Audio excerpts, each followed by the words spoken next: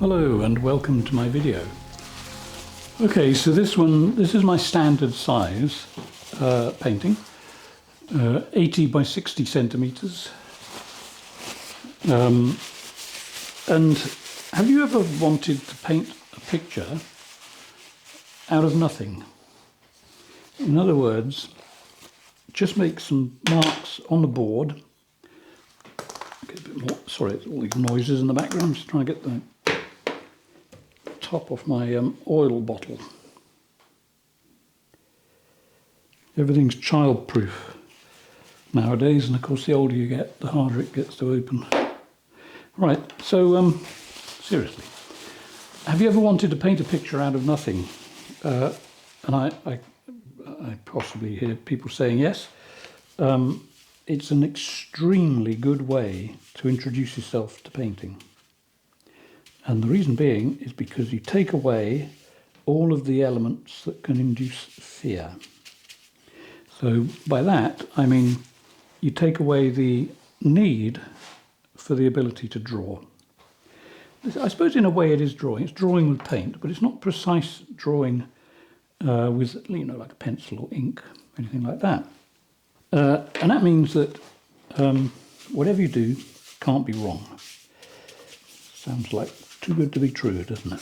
Well, it's absolutely spot-only true. This is royal blue with a tiny bit of white. There will be more white added, but this here is going to be my skyline, very roughly. Slight angle, because I think, why not? You know, I always tell people, keep your horizontals horizontal, but not if you're on the side of a hill. So this is a big, distant hill. So let's have that colour for starters. So okay, that didn't take much effort, did it? And as you can see, if I do this, you can see textures already appearing because of the texture of the gesso that I've added to the board. So it produces texture. Right, so above that, same brush, but I'm just going to shove a little bit more white on the tip, and that is going to go in the sky. I'll get more white in a moment, but you see, all I'm doing is I did a blue, and I'm doing a pale blue. Okay, just pushing one up to the other.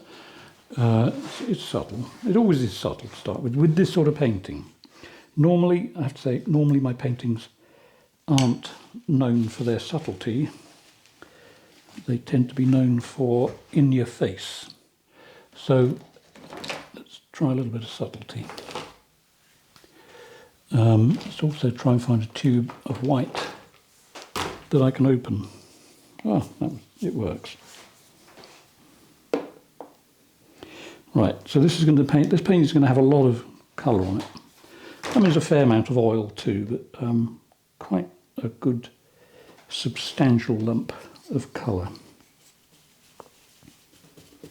So again, I've just put some white on this. Let's get that in the sky. Okay, it's quite subtle colours, but a brutal approach. Just get the paint on there. Right, so there's a start of a sky above a distant line of hills. Always wanted to paint a distant line of hills, haven't you? Go on, be honest. You think, how do I paint a distant line of hills and make it look in the distance? Well, you make it blue. Things that you paint blue tend to fall into the background, into the distance. In fact, if you want to know why, I could tell you, but if you Google, why do hills look blue in the distance? It'll explain to you exactly why. Right. Now there, we've got a little bit of white and blue already up in the sky. It doesn't have to be, you know, I'm not actually painting clouds, just putting some colour on. That's how difficult it is. Now, I want the sky to have a slightly lilac-y look. This is Japanese red, just on the tip there. And I'm using a tiny amount like that because you see, it's powerful colour. I'm just putting that on the sky. See how it see how it's settled. Loads of bristles coming off my very cheap brush. Right, loads of questions about my brushes, and I'll just sort of go over it again. What I always say, I don't know who makes them.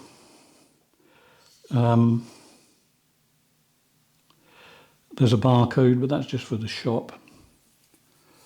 100% wood. It's very wooden wood. That's it. Bristles. There might be a bit of nylon thrown in there as well. Don't know. I don't really know. I can't tell. But they're really cheap. And they're probably from China. Most cheap stuff is. And let's just get that colour in the sky. Again, I'm not trying to paint clouds. What will happen is, because of that line, and because there's this sort of pale colour here, your brain tells you this is the sky, this is the land. Okay, the land will become much more obvious in a moment, but for now, I just want to sort of fill that area. You may be able to see a line across there. It's just a pattern in the wood. You get that sometimes, doesn't really matter. It'll be covered in paint eventually. Right, so a little bit more red. So royal blue, Japanese red, gives you all kinds of nice subtle. I want it to be a slightly hazy summer day, I suppose. And that will just happen. It's not that you have to try and paint a hazy summer day. Think of it that way. Think of it as putting the colours down that you would see on a hazy coloured day, a hazy sort of day, and your sky will just sort of happen. That's how it works. It's like magic. Okay.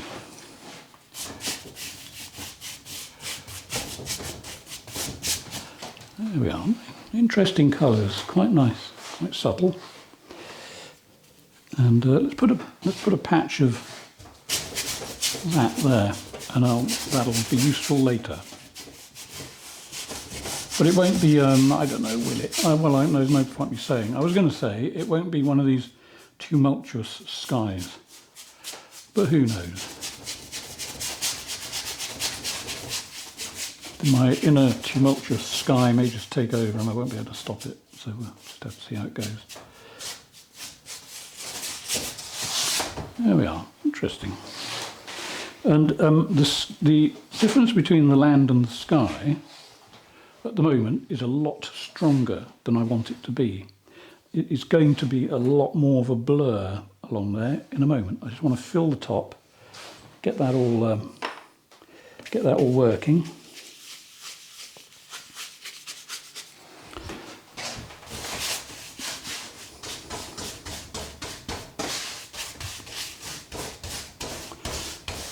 Have you seen much of my shoulder today? I don't know, I think maybe you have seen it a little bit, but I've already ruined this top here. I've got gesso on my shoulder. And if you'd seen how I did it, you'd think it was some kind of slapstick thing, but I had been out to the garage and gessoed the board, and I was carrying it back in like a, imagine a waiter holding it on their hand like a big giant tray. I came in the front door and I did one of those things where you trip and, you've got to hold in a tray, and it started to travel that way on its own.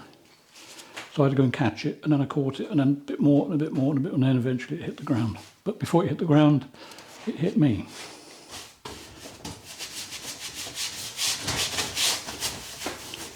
When that sort of thing happens, it always makes me think, well, maybe I shouldn't have gone out of bed today.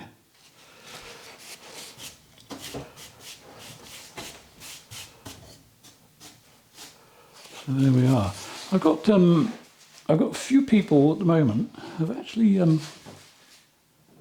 shown interest in buying my paintings, but it's a very slippery thing nowadays, because it seems that everyone on Facebook who approaches you to possibly buy a painting there's a great probability that that person is not being totally honest. I can usually spot them. But occasionally you get people who are very hard to spot.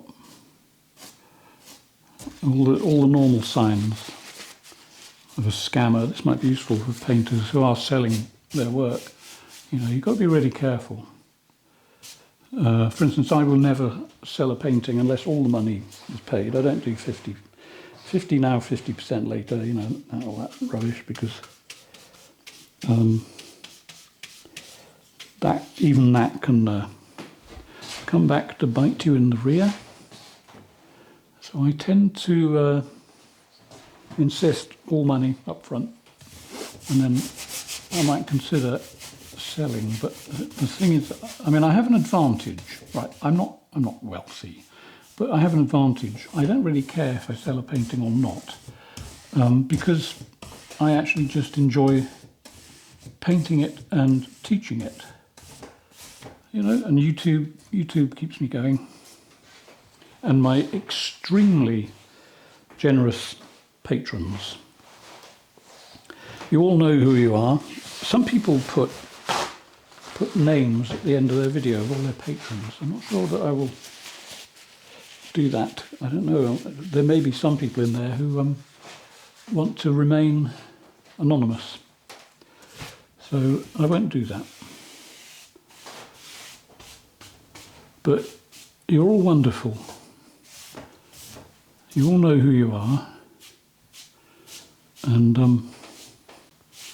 I just think you are wonderful people. It's an extremely kind thing to do, to patronise someone like an artist or even a musician or whatever, you know.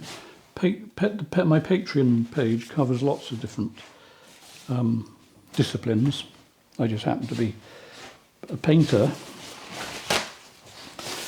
And apart from the fact that I think I paint a reasonable picture, there's another reason why I do it with painting rather than anything else, and that is because if you heard me sing, you wouldn't want to support me. It's just awful. Some people can sing, like my wife, excellent singer. Me, no, I can't sing.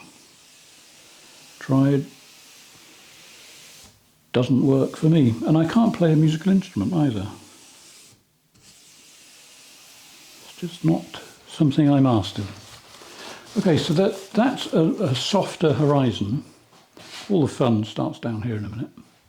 So I'll keep that like that. Now what I want to do is, this blue is going to gradually turn into landscape. So in other words, what I'm doing, I'm painting nothing. You're going to see what you think is in the landscape. Hope that makes sense. So, let's see which brush to use. Okay, let's use, I think I'll use a big one to start with. Now this is one from the other day. It's still usable. That may surprise you, but you know, with my brushes, I think I've explained several times, they are so cheap.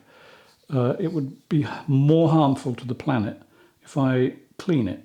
The amount of water it would take to clean this, it's just not worth it. I can clean them and use them maybe for 2 or 3 paintings, but usually by then the bristles are dropping out, so it goes into recycling, so that wood will get recycled, turn into something anyway. There's obviously a bit of metal there, and usually with the bristles, I think they burn that off. Yeah, it's probably better to recycle. Right, so next thing, I want to turn the land into something. Let's see what we get. And I always enjoyed this bit. There's already some blue down here, obviously you can see it. But what I want to do is make some shapes and start trying to extract something from that. So this is quite a strong sap green. I'm going to numb that down in a minute. Oh, numb it. The word means something to me, but not necessarily other people. Numbing down for me means toning down. I don't know why I don't just say toning down. It'd be a lot easier, wouldn't it? So over here, let's just get some colour on there. Okay, that's all I'm going to do, just that. And then get a bigger brush and start to break that down into the into the blue, just push it up and down a bit.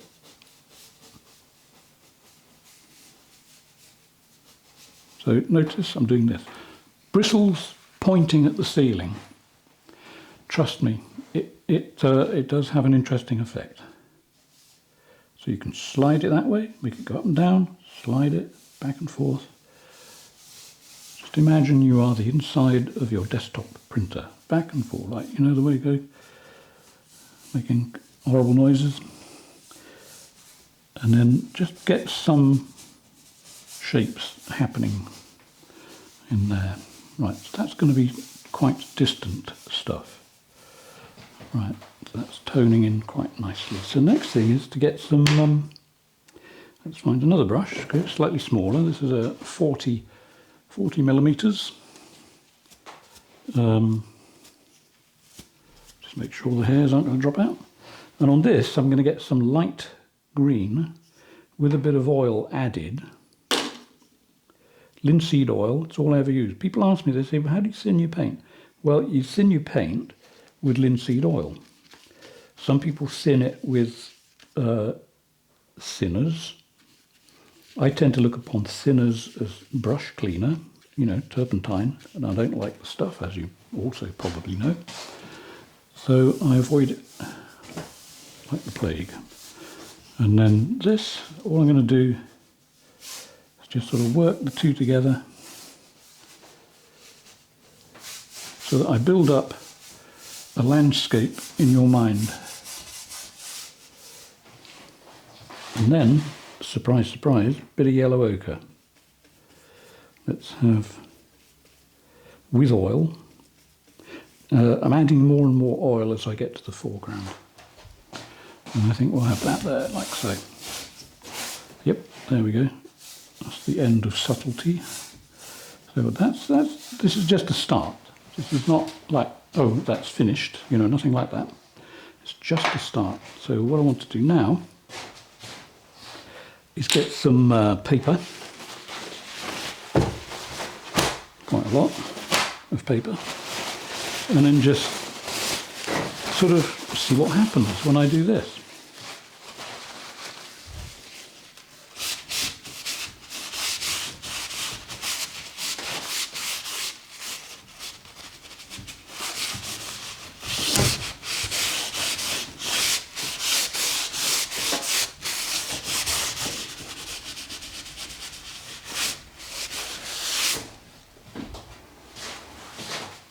In the camera, it's looking quite bright, yellow-orangey colour. It isn't. It's actually quite calm, although yellow ochre can get interesting. Let's check this. Is that going to be a problem? No, I think it's okay. Good. Right, so it's a bit of yellow ochre. Then I'm going to have a main sort of what's the word? A feature, that's what I'm after. So here we're going to have the idea that we got some kind of foresty thing there, and then it's going to travel that way, and then come across that way, and there'll be something over there, not quite sure yet, and then a little bit of something there. Let's just put it in, see what happens. That's good, nice shape. And then over there, there'll be a sort of scumbly type thing going on there. Just, you know, this is all the illusion of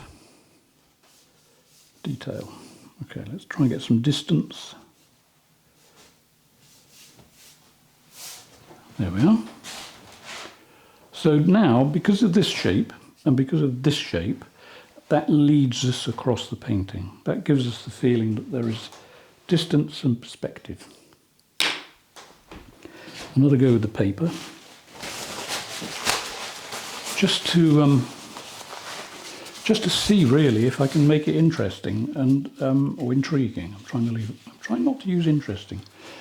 Let's see what we can do with intriguing.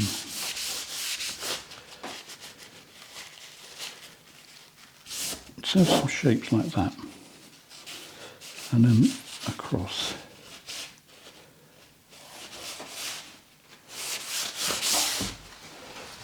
This is, I suppose, abstract landscape.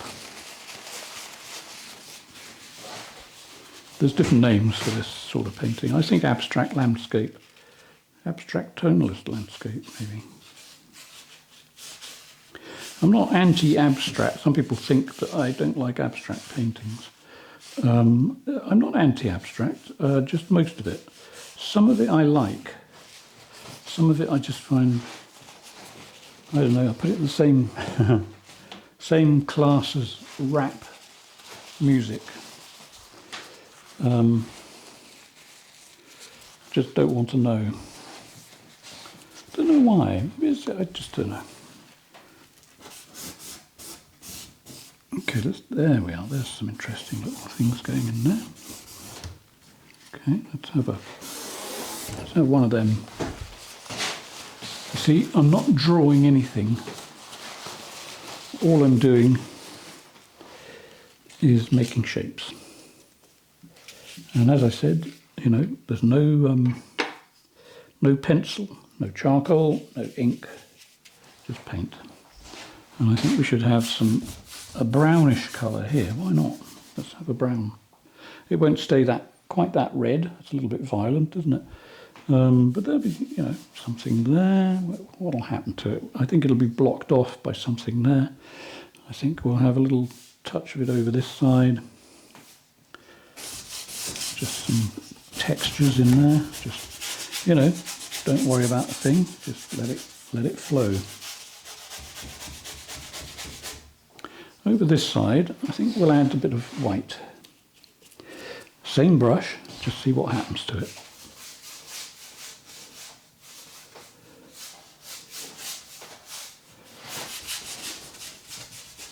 Now, if you are a beginner painter, this is something I'll be demonstrating in more detail, I suppose, when I do my 2-day event. This is the sort of thing where, supposing you start painting and you want to actually paint detail, it may be a good idea for you to paint like this to start with, to get the underpainting done. Treat this as underpainting. For me, this one won't necessarily be underpainting. This is going to probably be the final picture. Because I like the slightly unfinished look. I don't like highly finished paintings. I think they're just they're a bit too photographic for me. Let's have a light field there. Why not? And I don't want to paint anything particularly photographic. It just doesn't grip me. Because I don't really want to copy nature. I want to paint poetic nature, I suppose.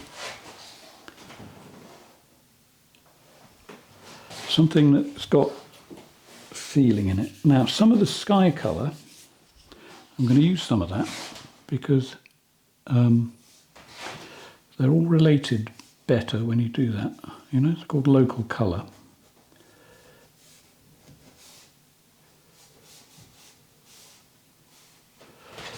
That's actually coming together exactly the way I want.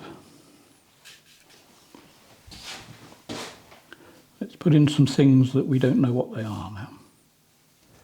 Things for your brain to resolve for me. In other words, I'm giving you the tools and the hints, and all you've got to do is figure out what I'm painting. Look at it that way. Okay, good. So this thing and this thing needs a little bit of work. Let's have a little bit of light there.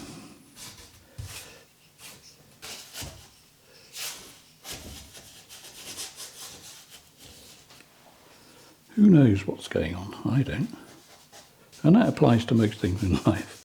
All right, so I like that nice bright field.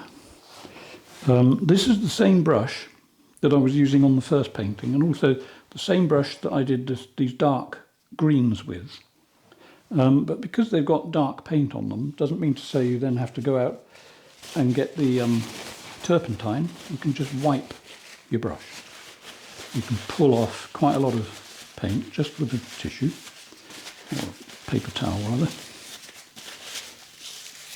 There we go. So I can put a colour on this and it won't particularly interfere with the colour that I'm putting on. So for instance there, see, I can just sort of break these shapes up a bit. And it's not putting dark green on, you see. It's just breaking up what's already on there. And I think I'm going to put, I will be putting dark green back on this, but I want to do some non-detail painting.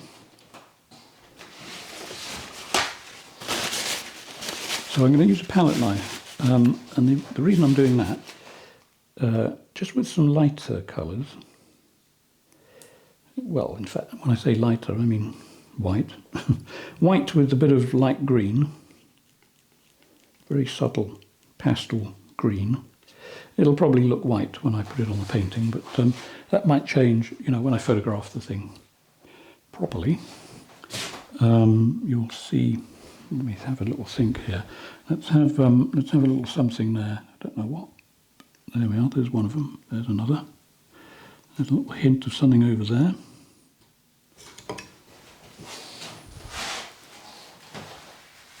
Okay, good. It's all going the right way. I think we'll have something there and something there. And what else should we do? Let's break. You see, I've got this long strip of light here, so I'm going to break it with a few light bits, but I'll be breaking it with a few dark bits too in a moment. Don't forget, the eye really likes a daily dose of contrast. I think we could hint that there may be some kind of, I don't know, could be a path going off over there. Who knows? Let's have another one there.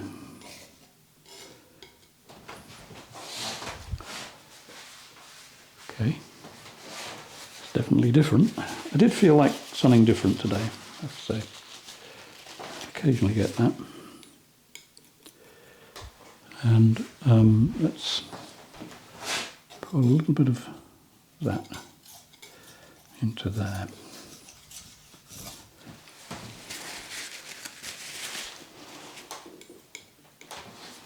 And a little bit down there.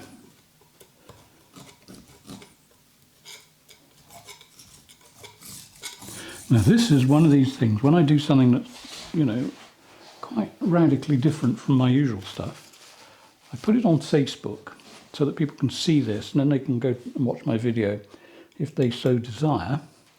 And it's always interesting to see who turns up. Some may look at this and think, oh dear, I don't like that. It's not what he usually does. Is he insane? So, yeah, Facebook and YouTube work together quite well. It's like a market research tool. So, that I'm pleased with. Bottom left-hand side needs a little bit of dark green. And a few, well, I don't know what they are, but they're just sort of, you know, these things.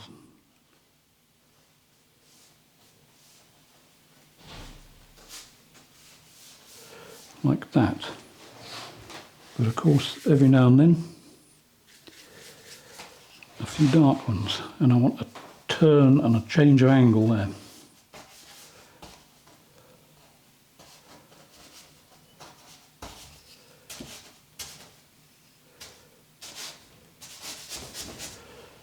Something to introduce us into the picture. It's all trickery. Trickery and mirrors. So there we are. This has been, I haven't quite finished yet, so I'm not going yet, so don't worry. This is one of these things that I hope will make people want to just chuck some paint on a picture to see what they can make from it, because you may be surprised, and this may be the style that you've been looking for. You know, it's called the let's do it and don't care about the consequences style. So I think there just needs a little bit more darkness. Payne's grey, sap green, red ochre. And not a lot else. I mean, you know, I've got, in fact, I'll just run through the colours. They'll be in the description box below, but it's basically Japanese red, royal blue, titanium white, sap green, red ochre, yellow ochre, and just, you know, the right attitude, I think. The right attitude, and which means that you must not worry. Let's have some darkness there.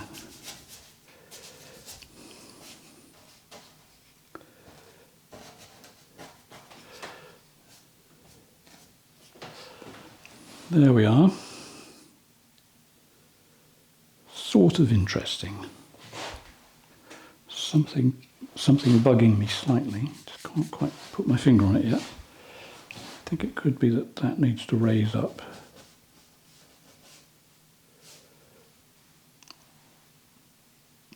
And that needs to be broken there.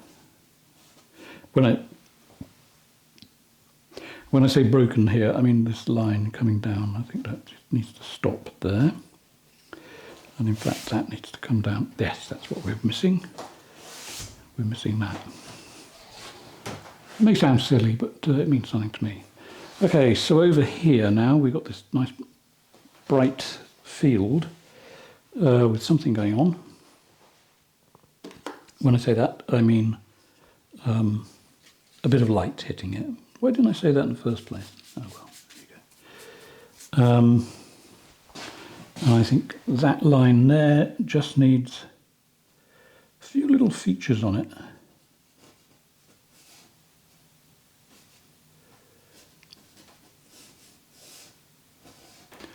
That turned out to be a few big features on it, which I don't particularly want, so I'm going to just sort of give them a hard time with this.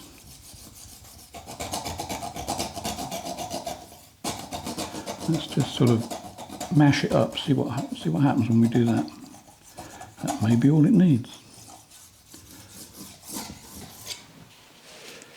Yep, that's gonna work.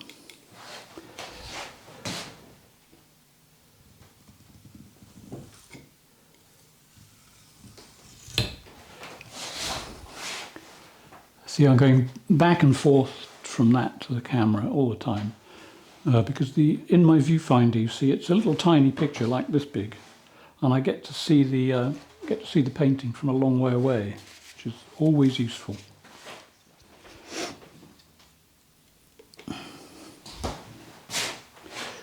Okay, let's have that. I do want to continue that pale line there. I don't know what this is here, but it could be water over there somewhere, maybe. Who knows? You know, I think that's actually almost it. It's just a quickie on how to paint nothing, really. And if you like it, you can put your nothing on the wall. And when people say, oh, what's that? You can say, oh, that's nothing. Just something I just banged out.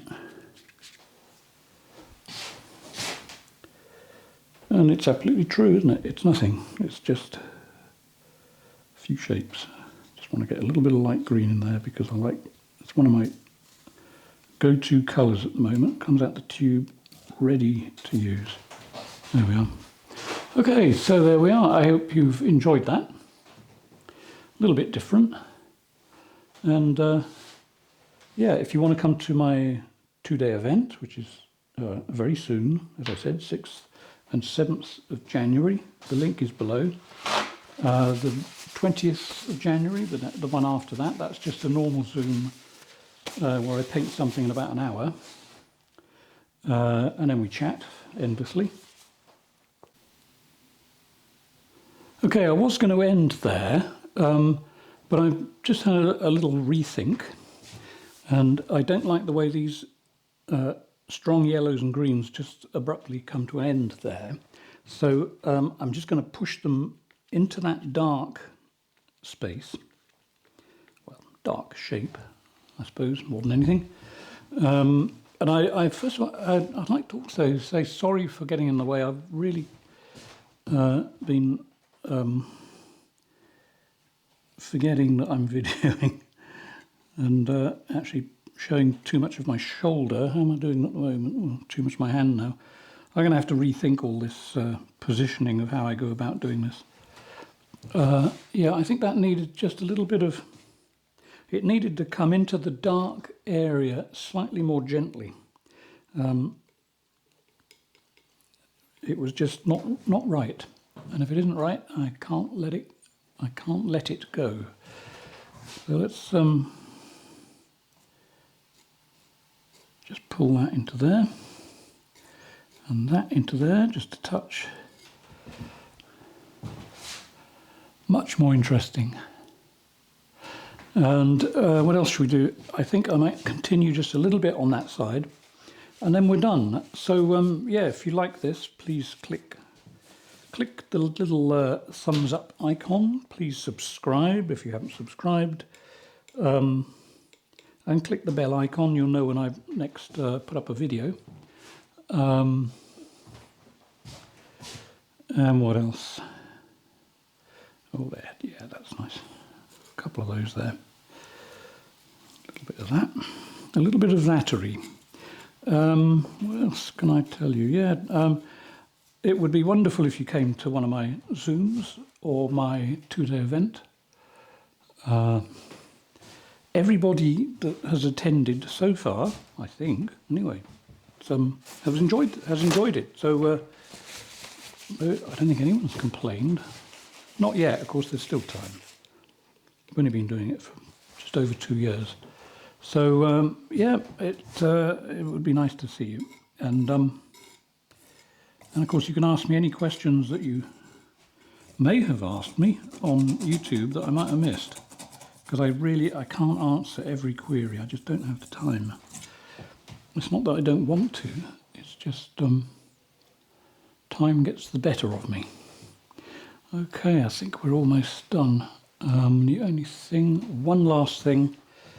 Well, actually, there's a couple of things I might do in the sky. Very quick things, though, because I noticed on the main video, and also I took a photograph a little while ago, and some spots in the sky just aren't right. So I need to do something about them.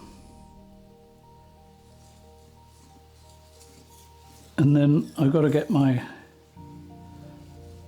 I've got 2 lights that I use when I'm making videos.